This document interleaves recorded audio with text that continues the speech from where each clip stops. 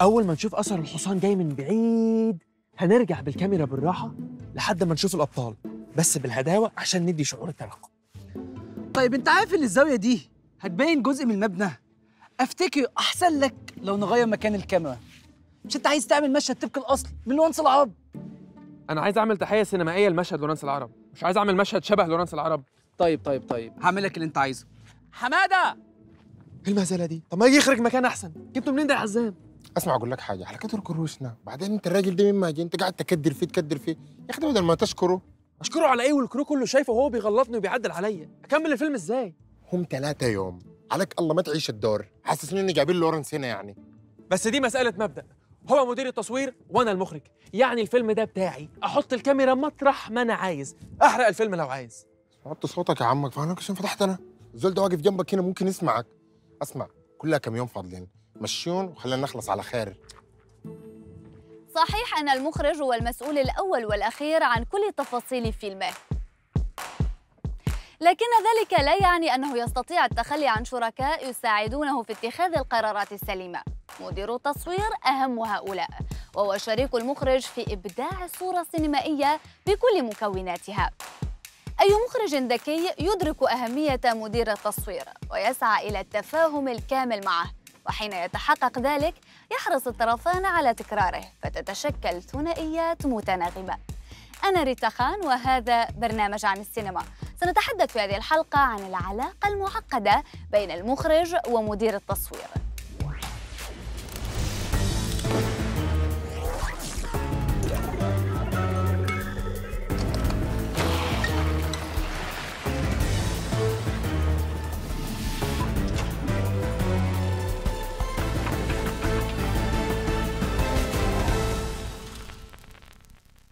في بدايات صناعة السينما لم تكن مهنة مدير التصوير موجودة أصلاً. كان المخرج هو المسؤول الوحيد عن الصورة السينمائية، يعاونه فنيون ومساعدو تصوير وإضاءة وديكور، وأحياناً كان المخرج يصور فيلمه بنفسه، لكن كل ذلك تغير مع تطور إنتاج الأفلام. حين كانت الأفلام كلها صامتة كانت أهميتها وقدرتها على جذب الجمهور تتمحور حول الإضاءة والتصوير، فبدأت عندها مهنة مدير التصوير تتخذ شكلها المعروف الآن، وأصبح المخرجون يعتمدون على مديري التصوير يفهمون أسلوبهم السينمائي ويعملون بشكل ثابت في أفلامهم. لن نجد مثالاً على التعاون المذهل بين المخرج ومدير التصوير أفضل مما حدث بين المخرج البريطاني الكبير ديفيد لين ومدير التصوير الرائع فريدي يونغ. تعرف الاثنان على بعضهما في أيام الكفاح خلال كواليس فيلم ميجر باربرا عام 1941. عمل ديفيد كمساعد مخرج وفريدي كمساعد مدير تصوير دون أن يذكر اسمهما في تترات الفيلم، ولم تكن بداية تعارفهما مبشرة بتعاون مثمر، حيث وجه ديفيد لفريدي نصيحة تتعلق بعمله، فرد عليه الأخير بمنتهى التعالي قائلاً: Don't teach your grandma to suck eggs. ها؟ يا زول احترم نفسك، تجننت الكلمة يا حبوبتي؟ لم ينسى ديفيد تلك الجملة واحتفظ بها في ذاكرته أكثر من 20 عاماً ليردها لفريدي في أول فيلم جمعهما كمخرج ومدير تصوير، وليستمر ما بينهما من شد وجذب وتوتر في تعاون أنتج أفلاماً عظيمة حصلت على 14 جائزة أوسكار لهما وللعاملين معهما. كان نفسي الاقي مدير تصوير يفهمني زي ما الاستاذ عاطف الطيب لقى مدير تصوير يفهمه ويعمل له شغل عالي زي الاستاذ سعيد شيمي. عملوا 8 أفلام مع بعض كلهم علامات: البريء، الحب فوق هضبة الهرم، سواق الأتوبيس، ضد الحكومة، ملف الآداب. يا عم اللوفر يا عم اللوفر، الناس اللي بعرفوا بعض لهم 500 سنة، انت بتتكلم على واحد عرفت عليه امبارح بالليل. الحكاية ملهاش علاقة بالصداقة، الحكاية متعلقة بالتفاهم الفني.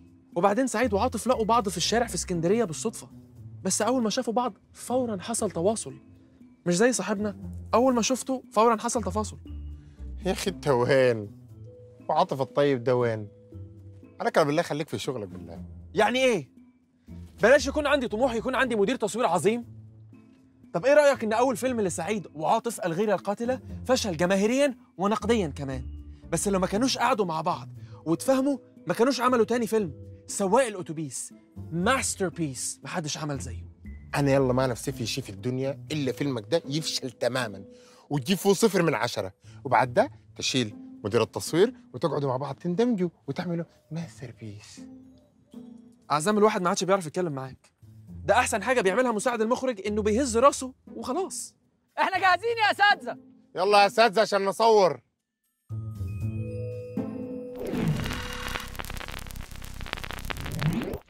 تفس.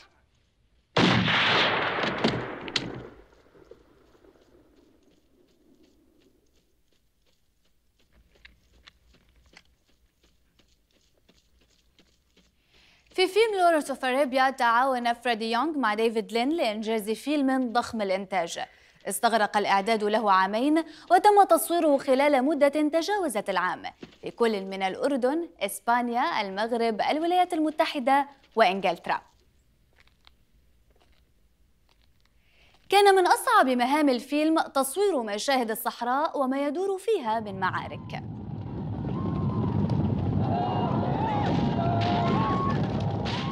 فقد استخدم في بعضها حوالي 400 حصان و150 جملاً ومئات الممثلين في مشاهد نهارية وليلية. خلال تصوير المشاهد النهارية في درجات حرارة عالية كان يتم وضع أغطية مبللة على الكاميرات.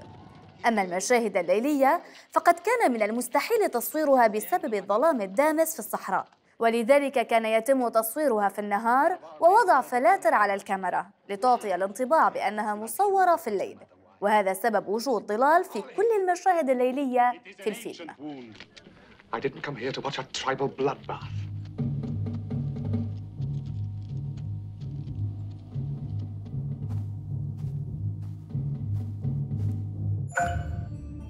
نجح الفيلم نجاحاً ساحقاً في شباك التذاكر، وحصل على 7 جوائز أوسكار، من ضمنها جائزة أفضل فيلم وأفضل مخرج، وكانت الجائزة الثانية لديفيد لين، وأفضل صورة سينمائية، وهي الجائزة الأولى لفريدي يونغ الذي صبر ونال.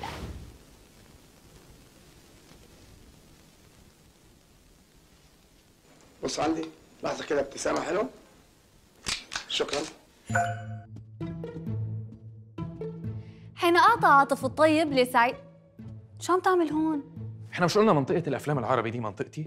فبلاش نتعدى على مناطق بعض. طيب هدي أعصابك، وفر حماسك لمدير التصوير. ملعوبة، معاكي حق. طب اتفضلي، بس هاتي الريموت الأول.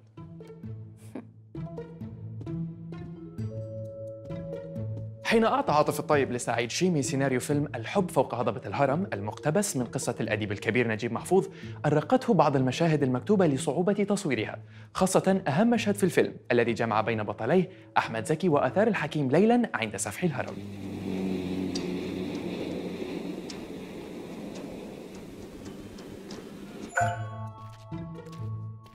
يعرف سعيد أن عاطف يريد تصويراً واقعياً، وهو ما يتعارض مع وجود إضاءة صناعية لابد منها، لأن الأهرامات لم يكن يتم إضاءتها ليلاً.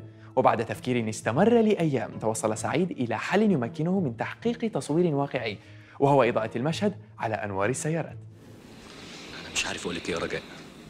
اسمعي، لو زنقوكي اعترف لهم هيحصل إيه بس؟ دي تبقى مصيبة. كما يحكي في كتابه أفلامي مع عاطف الطيب، اختار سعيد أن يتم التصوير في الهرم الثاني، لأن الطريق أمامه يجعل السيارات حين تمر بالمنطقة تنير بأضوائها جزءاً مهماً من الهرم، خاصة قاعدة الهرم، وحين تنصرف إلى جهة اليمين يمر الضوء بالعرض ماسحاً مساحة لا بأس بها من الموقع حتى يختفي أثر الضوء، ومع بعض الإضاءة الحمراء الطفيفة يمنح المشهد مسحة حمراء بعد مرور السيارات. تم تجهيز 11 سيارة تتحرك عند الإشارة، بحيث يكون في المشهد إضاءة متقطعة تنير قليلاً وتظلم قليلاً، وعندما تحضر سيارة الشرطة بضوئها القوي الفاضح فتعكس الإضاءة في كل مناطق المشهد الحالة الدرامية بشكل شديد الصدق والإقناع. ما اعرفش انهم اتجوزوا الا دلوقتي. ودلوقتي هسيبكم مع ريتا مؤقتا. يوري. هلا.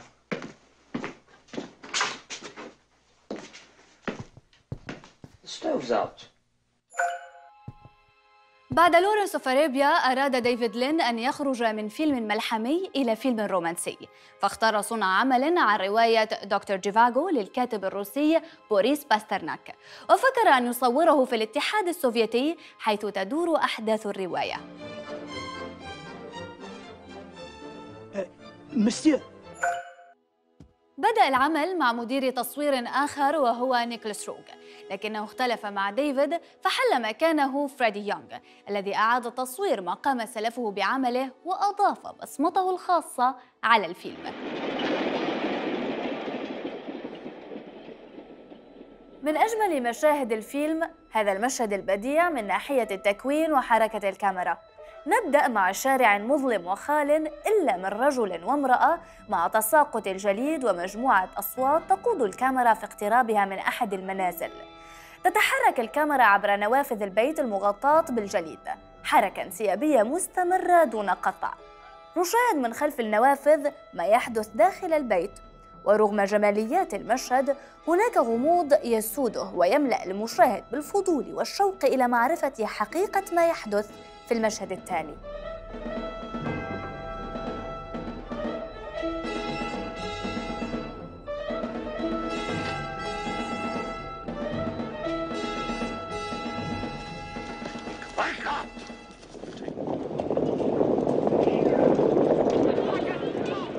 في مشهد شهير آخر نرى تصويرا للمواجهات بين السلطة والمتظاهرين.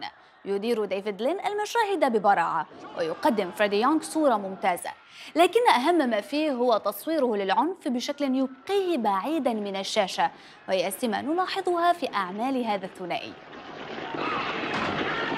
يقطع لين من مشاهد المواجهة إلى لقطة قريبة للدكتور ديفاغو وهو يتابع ما يحدث أمام منزله من الشرفة، وفي عينيه ينعكس رعب ما يحدث، وينتهي المشهد بنزوله إلى مكان التظاهرات ووقوفه أمام بقعة من الدم تنتشر على الجليد في لقطة توجز ما تم في المكان من عنف دموي.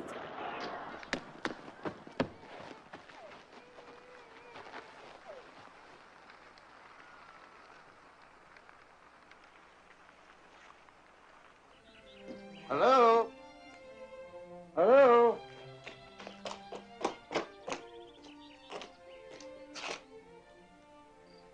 Alexander Maximovich.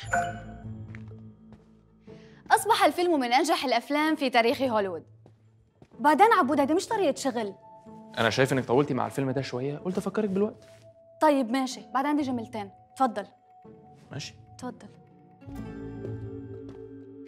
أصبح الفيلم من أنجح الأفلام في تاريخ هوليوود، وحصل على 5 جوائز أوسكار من بينها جائزة أفضل تصوير ليونغ، ورشح ديفيد لجائزة أفضل مخرج لكنه لم يفز بها.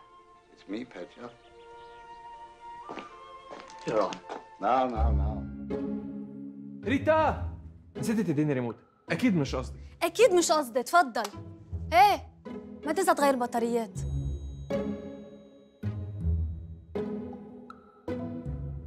نادي على الشاهد الثاني. ابو سعود بخمر الورداني. افندم.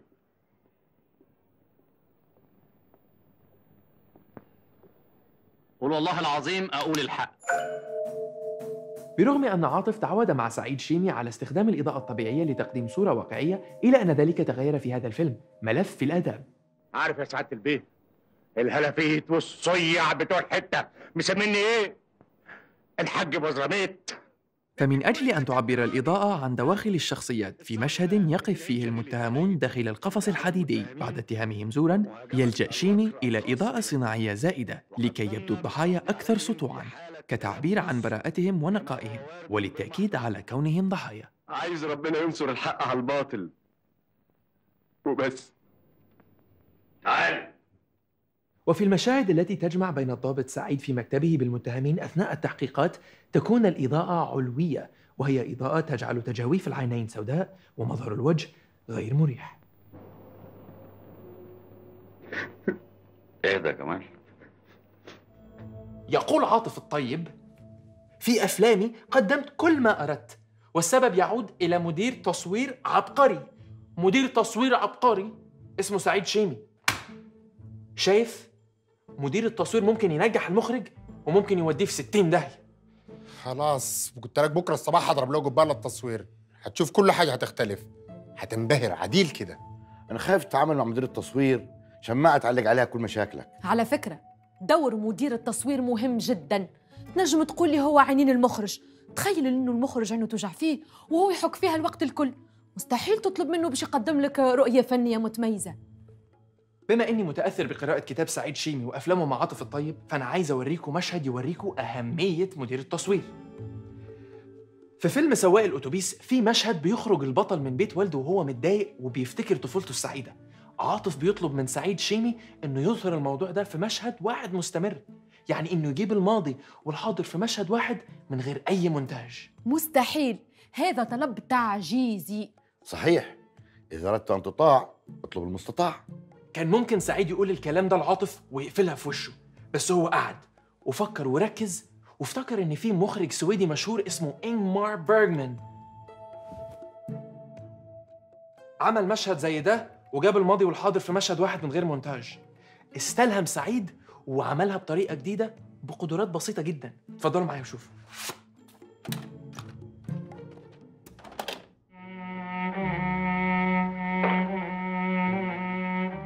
صنع سعيد فلتر أبيض بيخلي أطراف الصورة ضبابية وحطه قدام عدسة الكاميرا عشان تكون الصورة خيالية ومناسبة لذكريات الماضي، ونسمع أصوات من طفولته السعيدة. وفاء، سميحة، بصوا العصافير مع الشاشة هنا. ولما ينحرف البطل وينزل باتجاه باب العمارة يشيل سعيد الفلتر الضبابي عشان ترجع الصورة لطبيعتها، ويكون بالتالي جمع بين الماضي والحاضر في لقطة واحدة. انا بعشق هذا الفيلم كتير، بس اول مرة بنتبه لتفاصيله. انت توا اثبتت وجهة النظر متاعك، لكن ما تنساش فكرة مزيانة كيف ان هذه ما جاتش من فراغ. فما نص قوي ومخرج محدد الهدف متاعه ومحضر الاماكن اللي باش يصور فيهم وممثلين متميزين، وهذا الشيء اللي لازم يصير. انا من جبال ده اقول لك فارم عليك، لكن فاضل يومين تصوير، خلينا نستنى ونشوف. هاتي الأعظم مخرج في الدنيا فريق عمل مش متعاون وهتشوفي نتيجة بشعة. لما يكون فريق العمل متعاون المخرج بيقدر يعمل معجزات. عاطف الطيب لما كان شغال على فيلم كتيبة الآدام كان بيشتغل 18 ساعة وهو عيان. ليه؟ عشان فريق العمل كان بيحبه وبيدعمه. انت من ناحية بتشتغل؟ انت بتشتغل، لكن احنا خايفين عليك عشان ما يحصل لك زي عاطف الطيب الله يرحمه. كان كل ما يشوف سعيد شيمي يقول له خلي بالك من صحتك. وبما انه انت توا ما تنجمش تعمل فيلم كيما عاطف الطيب، انا ننصحك خذ وقتك، ارتاح ارتاح ارتاح. شكراً على التشجيع ونعمل أصحاب. برغم نجاحهما الكبير معاً، ظلت العلاقة بين المخرج ديفيد لين ومدير التصوير فريدي يونغ متوترة. ففريدي كان يشكو من ديفيد وعدم تقديره لدوره، ولم يكن وحده، فالكل كان يشكو من صعوبة التعامل مع ديفيد في العمل. ذات مرة سخر فريدي من ديفيد لأنه لا يفعل شيئاً سوى اختيار أماكن التصوير والتجول فيها والحديث مع الممثلين ثم الذهاب لاحتساء الشاي. فلم يتقبل ديفيد السخرية ورد قائلاً: أنا على علم واسع بالعدسات والإضاءة والتكوين، بينما أنت مجرد رجل وحيد مع معداته.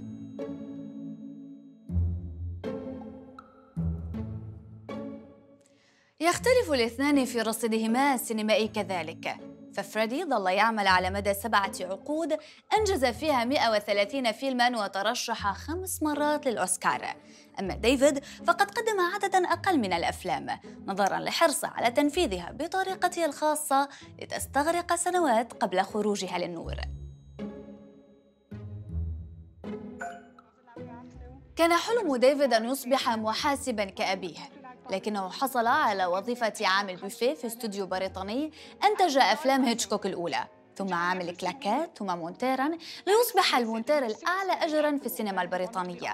ولذلك عشق المونتاج وكان يقوم بمونتاج أفلامه بنفسه. وبعد أن قدم ديفيد تحفته السينمائية بريف إنكاونتر الحاصلة على سعفة مهرجان كان، فاز بالأسد الذهبي من فينيسيا عن فيلم أوليفر تويست، وتخصص في اقتباس الأفلام من الأعمال الأدبية، لكنه تراجع قليلاً عن مستواه لسنوات ليعود إلى كامل تألقه عام 1954 مع فيلم هوبسونز تشويس، والذي حصل به على الجائزة الكبرى لمهرجان برلين. لكن مرحلة هوليوود هي التي نقلت ديفيد إلى إخراج الأفلام الملحمية لتصير بصمته الخاصة في السينما، بدءاً بفيلم The Bridge on the River Kwai الحاصل على 7 جوائز أوسكار، لتتوالى أفلامه الملحمية وآخرها A Passage to India، ليختتم سلسلة مشرفة من الإنجازات السينمائية. من النادر أن تقرأ عن فيلم Lawrence of Arabia دون أن تجد إشارة إلى عظمة أجمل مشهد في الفيلم، وهو مشهد معبر عن طريقة عمل ديفيد لين وفريدي يونغ معاً. مشهد ظهور الشريف علي أو عمر الشريف في الفيلم. قبل تصوير المشهد قال ديفيد لفريدي: لا أعرف بحق الجحيم كيف سنفعل ذلك، لكني أريد السراب. كان الكل يعلم أن تصوير السراب مستحيل لأنه مجرد وهم وخداع بصري للعين، لكن فريدي حقق حلم ديفيد باستخدام عدسة خاصة هي عدسة 482 ملم التي تم صناعتها خصيصاً لهذا المشهد، ولهذا تعرف بعدسة ديفيد لين. تم اختيار الموقع وإجراء اختبارات لإمكانية الحصول على صورة أقرب للسراب، وقام مصمم الإنتاج بطلاء مناطق في الصحراء بخطوط بيضاء لجذب انتباه الجمهور في اتجاه النقطة التي يظهر عندها الشريف علي. وتم تصوير المشهد في لقطة واحدة ممتدة لمدة 2 دقيقتين من غير قطع. وتم استخدام التكوين المثلث لجذب المزيد من الانتباه لمنتصف المشهد، بحيث يكون لورنس ورفيقه عند نقطتي القاعدة، بينما عند الرأس تظهر شخصية عمر الشريف. وبسبب هذا المجهود الفني المتميز لا تشعر فقط بأن هناك سراباً، بل تظن أن هناك بحراً في الصحراء، بشكل يجعل المشهد من أهم مشاهد دخول الأبطال إلى الأفلام في تاريخ السينما. حظ أخونا عمر الشريف حلو.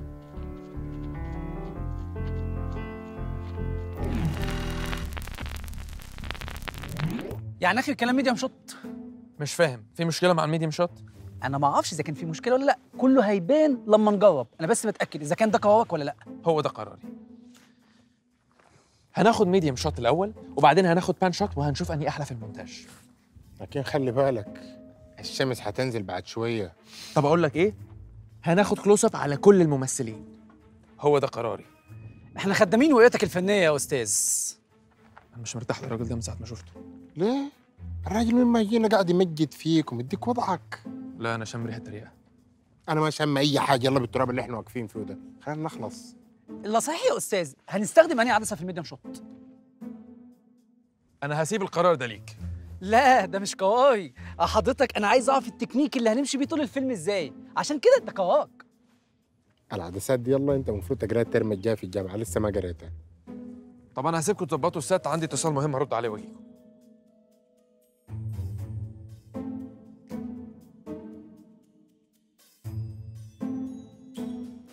من السهل أن تعرف الكثير عن أنواع العدسات وزوايا التصوير والكاميرات، لكن من الأفضل والأصعب أن تختار طاقم عمل متناغم على رأسه مدير تصوير ماهر يعطيك أفضل ما عنده وتستفيد منه كصانع أفلام. عندها ستتركان في وجدان الملايين أثراً جميلاً كالذي تركته في وجداننا أفلام ديفيد لين وفريدي يونغ وعاطف الطيب وسعيد شيمي. أنا ريتا خان وهذا برنامج عن السينما، إلى اللقاء.